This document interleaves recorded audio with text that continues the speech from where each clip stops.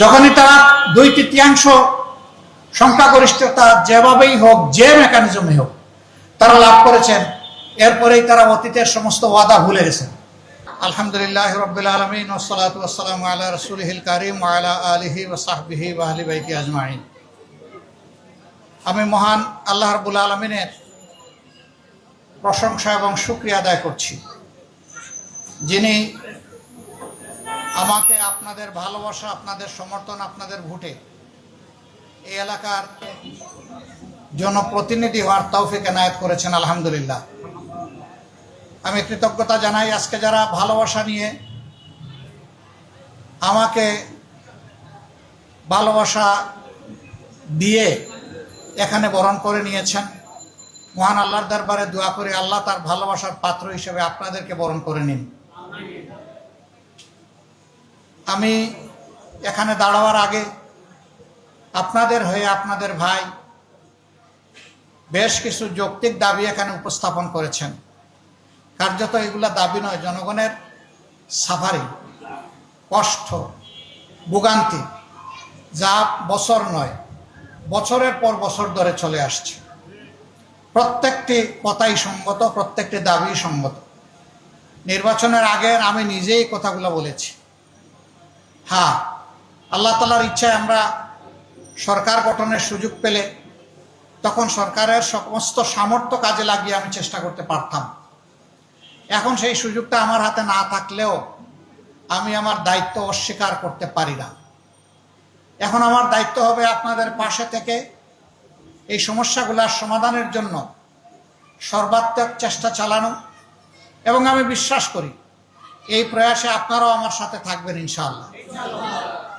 আমি আপনাদেরই একজন, আমি বাইরের কেউ নই।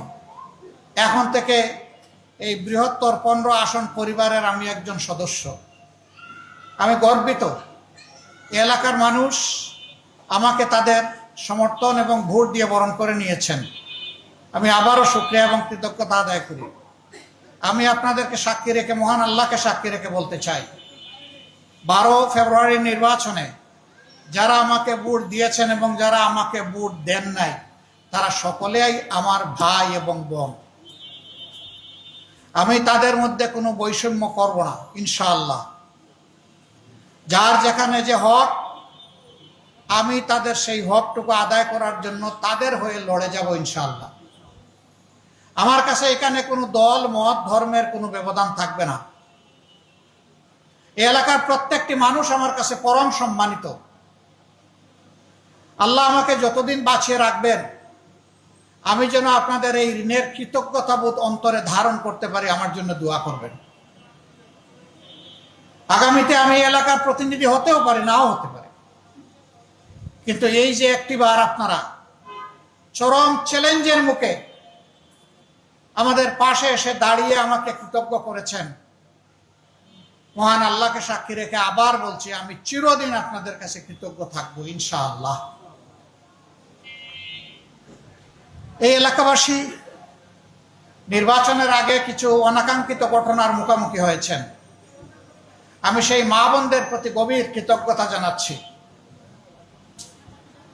যাদেরকে আক্রমণের লক্ষ্যবস্তুতে না বুঝে আমার কিছু ভাই তারা করেছিলেন। আমি আমার বোনদের হয়ে তাদের সবাইকে ক্ষমা করে দিলাম। তাদেরও মা বোন আছেন, আমার অনুরোধ থাকবে যেমনটা তাদের মাকে, আপন বোনকে সম্মান করবেন, আমরা এবং তারা সবাই মিলে সমাজের সমস্ত নারীদেরকে যেন অনুরূপ সম্মান করতে পারি। নারীরা মায়ের জাতি, তাদেরকে সম্মান করলে ইনশাআল্লাহ আমরা সম্মানিত হব। তাদেরকে অপমান করলে আল্লাহ আমাদের উপর থেকে সম্মানের চাদর সরায় নেবেন। আমার কাছে সবচেয়ে বড় প্রায়োরিটি দুইটি, একটি হচ্ছে শিক্ষা, আরেকটি হচ্ছে শান্তি এবং শৃঙ্খলা। ঘরে বাইরে সর্বত্র শৃঙ্খলা ফিরিয়ে আনা হচ্ছে আমাদের দায়িত্ব। এটাই সরকারের কাজ। সরকারি দল যারা আছে তাদের প্রধান দায়িত্ব, আমরা বিরোধী দলে যারা আছি তাদেরকে কাজ দেখিয়ে দেওয়া আমাদের দায়িত্ব। জনগণের অধিকারের চৌকিদারি করা, পাহারাদারি করা আমাদের দায়িত্ব। জনগণের অধিকার লঙ্ঘিত হয় না বিরোধী দলদের দ্বারা, লঙ্ঘিত হয় সরকারের দ্বারা। সরকার যদি কোনো জায়গায় জনগণের অধিকার লঙ্ঘন করে, সেই জায়গায় ইতিবাচকভাবেই আমরা ধরিয়ে দিয়ে সহযোগিতা করব। আমাদের সহযোগিতা যদি সরকার গ্রহণ করে, আমরা সরকারকে ধন্যবাদ দেব। যদি আমরা সহযোগিতা করার চেষ্টা করার পর সরকার আমাদের সহযোগিতা গ্রহণ না করে, সংশোধন না হয়, মানুষের অধিকার এবং ক্ষতি করতেই থাকে, অধিকার কেড়ে নিয়ে, আমরা তখন প্রতিবাদ করব এবং প্রয়োজনে আমরা প্রতিরোধ করব। এটি আমাদের নৈতিক দায়িত্ব। এজন্যই আপনারা আমাদেরকে ভোট দিয়েছেন। আপনাদের এই ভোটের আমানত, এই অঙ্গীকার রক্ষা করা আমাদের জন্য ওয়াজিব। আমরা তা লঙ্ঘন করতে পারবো না। ইতিমধ্যে জাতীয় জীবনে কিছু সমস্যা সৃষ্টি হয়েছে। যে জুলাই আজকের এই পরিবেশ আমাদেরকে দিল, যেই জুলাই 2026 সালের 12 ফেব্রুয়ারির নির্বাচন এনে দিল, সেই জুলাই একসাথে দুটো নির্বাচন দিয়েছিল। একটি সংসদ নির্বাচন আর একটা গণভোটে নির্বাচন। দুই নির্বাচনে আপনারা আপনাদের মূল্যবান রায় প্রদান করেছেন। প্রথমটিতে যেমনভাবেই হোক একটি দল তারা সংখ্যাগরিষ্ঠতা অর্জন করেছেন এবং সংখ্যাগরিষ্ঠতা অর্জন করার পরে তারা সরকার গঠন করেছেন। এখানে তারা বলছেন তাদেরকে 51% মানুষ ভোট দিয়েছে, কিন্তু গণভোটে সংস্কারের পক্ষে সংবিধানের যে সমস্ত আইনের কারণে এতদিন জনগণ অধিকার হারাচ্ছিল, ফ্যাসিবাদ কায়েম হয়েছিল, সেই জায়গাগুলো পরিবর্তন করে সংস্কার করার পক্ষে রায় দিয়েছে 68.1% মানুষ। এই গণভোটের গণরায় ইতিমধ্যেই সরকারি দল অস্বীকার করেছেন। আপনারা দেখেছেন সংসদে আপনাদের হয়ে আমি দাঁড়িয়েছিলাম, পয়েন্ট অফ অর্ডারে দাঁড়িয়ে জনগণের হয়ে আমি কথা বলেছি। মাননীয় স্পিকার আমাকে নোটিশ দিতে বলেছিলেন। কার্যপ্রণালী বিধির 62 বিধিতে আমি নোটিশ দিয়েছি। এটা গ্রহণ করে 2 ঘন্টা আলোচনা হয়েছে। আমরা আশা করেছিলাম, আমি যেমন গণভোটে হা ভোট চেয়েছি, জনাব তারেক রহমান তিনিও কিন্তু গণভোটে হা ভোট চেয়েছেন। গণভোটের এই দাবিটি আমরা বলার আগে তাদের নেতা সালাউদ্দিন আহমদ প্রথমে দাবি জানিয়েছেন যে গণভোটের মাধ্যমে এই সংস্কারের রায়কে আইনি বৈধতা দিতে হবে। আমরা সমর্থন করেছি। ভোটের দিন পর্যন্ত আমাদের অবস্থান ছিল এক, এখন যারা সরকারি দল, এখন যারা বিরোধী দল, কিন্তু ভোটের রেজাল্ট হওয়ার পরে তারা বদলে গেছেন। যখনই তারা 2/3 সংখ্যাগরিষ্ঠতা যেভাবেই হোক, যে মেকানিজমে হোক তারা লাভ করেছেন, এরপরেই তারা অতীতের সমস্ত ওয়াদা ভুলে গেছেন। তারা তাদের দলীয় 31 দফা ইশতেহারের কথা বলেন, সংস্কারের কথা বলেন। ওই দফার প্রথম দফা হচ্ছে তারা যদি সরকার গঠন করেন, তাহলে তারা একটা সংস্কার কমিশন গঠন করে সংবিধানে ওই সমস্ত ধারাগুলাকে সংস্কার করবেন যে ধারাগুলা অতীতে সরকারকে ফেসিবাদী বানিয়েছে। আমরা এখন যখন সংস্কারের কথা বলি, সরকারি দল তখন বলে সংবিধানে তো কোনো সংস্কারের কথা নেই। তো সংবিধানে যদি সংস্কারের কথা নাই, তাহলে সেদিন আপনাদের 31 দফায় আপনারা লিখেছিলেন কিভাবে? যদি নাই তাইলে আপনারা গণভোট চাইলেন কেন? যদি নাই তাহলে হা ভোটে জনগণকে আহ্বান জানালেন কেন? এই সবগুলো হচ্ছে দ্বিচারিতা, নিজেদের দেওয়া ওয়াদার বিরুদ্ধে অবস্থান এবং জনগণের রায়কে অস্বীকার, অগ্রাহ্য এবং অপমান করা। যখন স্পিকার এই ব্যাপারে কোনো সিদ্ধান্ত দেননি, আমরা আশা করেছিলাম স্পিকার সিদ্ধান্ত দিয়ে বলবেন গণভোটের রায় গ্রহণ করা হলো। তিনি এইটা না বলে বললেন যে এই আলোচনা এখানে সমাপ্ত হলো, যেটাকে সংসদীয় ভাষায় বলে টক আউট। আলোচনা হয়েছে, ফেলে দেওয়া হয়েছে, এখন আর নাই। আমরা মর্মাহত হয়েছি, জাতি কষ্ট পেয়েছে।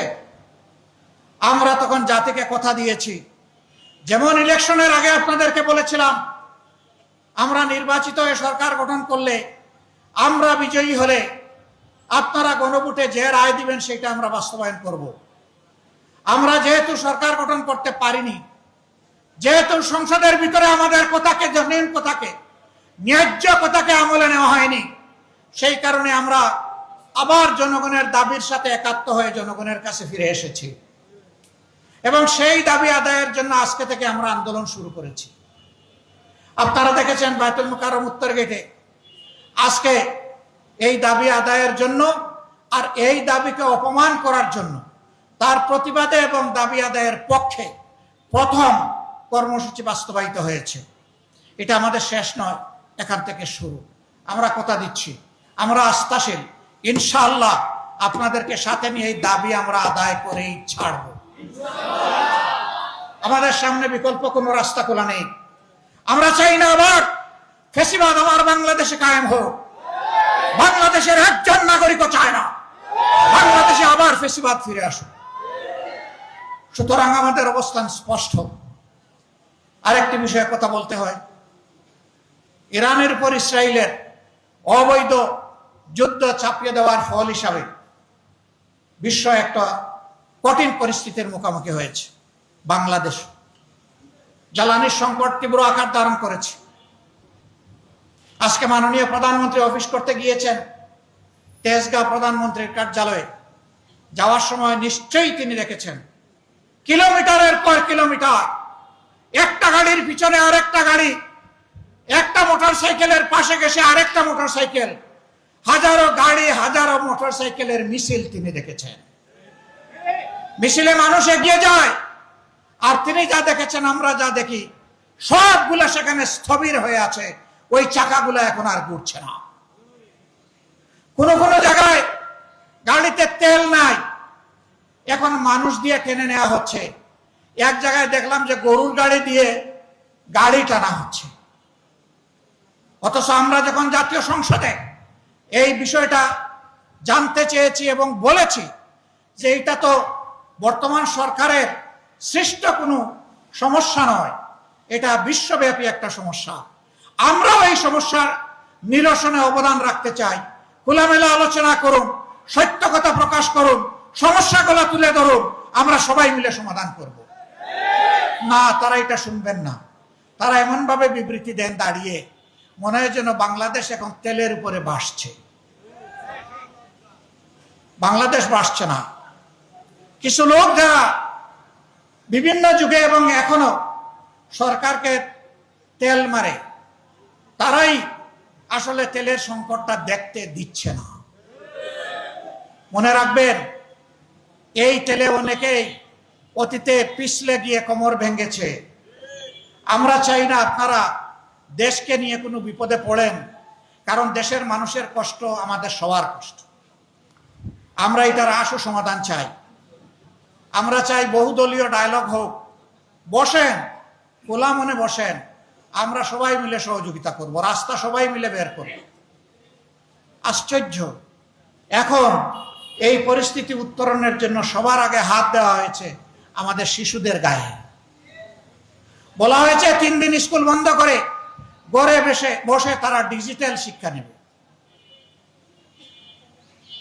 চতুর্থ শ্রেণীর একটা ছাত্র জবাব দিয়েছে, আমাদের আর জবাব দেওয়ার দরকার নেই। ও বলেছে এনার্জি সেভ করতে গিয়ে আমরা একটা ক্লাসে 50 জন 60 জন বসে লেখাপড়া করি, একজন শিক্ষক থাকেন। এই লেখাপড়া করতে গিয়ে আমাদের মাথার উপর 4-5টা ফ্যান ঘুরে। এখন বলতেছেন বাসায় বসে শিক্ষা নেব, তো বাসা তো এক একজনের আলাদা, তাহলে 60 জনের মাথার উপরে 60টা ফ্যান ঘুরবে। তো এনার্জি সেভ করলেন কোথায় আপনারা? আপনারা উল্টা পথে চলতেছেন। সে বলেছে এমনিই শিশুরা ডিভাইসে আসক্ত হয়ে পড়েছে, এখন আবার ডিভাইসে আপনারা আসক্ত করার জন্য শিশুদেরকে ঘরে বন্দি করছে। এইটা আমাদের ভবিষ্যৎ প্রজন্মকে ধ্বংস করার সামিল। আমরা মেনে নেব না। একদিনের জন্য আমরা চাই না সবার আগে ডিজিটাল ক্লাস শুরু হয়ে যাক। হ্যাঁ, বাস্তবতার আলোকে কোনো তেল যদি পাওয়া না যায়, রাষ্ট্রের সব কিছু যদি অচল হয়ে যায়, সব শেষে সিদ্ধান্ত নিতে হবে শিক্ষার ব্যাপারে, এর আগে নয়। শিক্ষা জাতির মেরুদণ্ড, এই মেরুদণ্ড ভেঙে দেওয়া হয়েছে একবার করোনার সময়, কোন সুরত উঠে দাঁড়ানোর চেষ্টা করা হচ্ছে, আবার ভেঙে দিবেন, আমরা তা মানব না। এই জন্য এখানে যারা উপস্থিত তাদের সকলেরই হয় কারো সন্তান, কারো নাতি নাতনি স্কুলে যান, আপনাদের সবাইকে সোচ্চার হতে হবে। আপনারা বলে দিবেন আমাদের শিশুদের উপরে প্রথমে এই হাতিয়ার চালাবেন, আমরা তা হতে দেব না। সম্মানিত ভাই ও বন্ধুগণ, এই এলাকার যে দাবিগুলো আছে ইনশাল্লাহ আপনাদেরকে সাথে নিয়ে আমরা সমাধান করব। আমার উপর যেহেতু জাতীয় পর্যায়ের দায়িত্ব আছে, আপনাদের ভালোবাসা আগামী দিনেও পাব। শুধু এই এলাকা নয়, বাংলাদেশের জন্য কি করতে পারি আমি সেই পরামর্শ এবং দোয়াও আপনাদের কাছ থেকে চাই। আমি সেদিন সংসদে দাঁড়িয়ে বলেছি, মাননীয় সরকারি দল, এই গদি চিরস্থায়ী কারো জন্য নয়। আজকে যে জায়গায় আপনারা বসেছেন সে জায়গায় বসে অনেকে দীর্ঘদিন দেশ চালিয়েছেন, আজকে এই সংসদে তাদের একজনও নয়। আমি যে জায়গায় বসে আছি এই জায়গায় একদিন আপনারা বসেছিলেন, এখন আল্লাহ তাআলা আপনাদেরকে ওই জায়গায় নিয়ে গিয়েছেন। মনে রাখবেন, অতীতের সরকারি দল বিরোধী দল অনেকেই এখন সংসদে আসতে পারেনি। সুতরাং ভুলে যান কে সরকারি দল আর কে বিরোধী দল, বরঞ্চ সম্মান করুন জনগণকে, অধিকারের জন্য, অধিকার দেওয়ার জন্য চেষ্টা করুন, আল্লাহ সম্মানিত করবেন।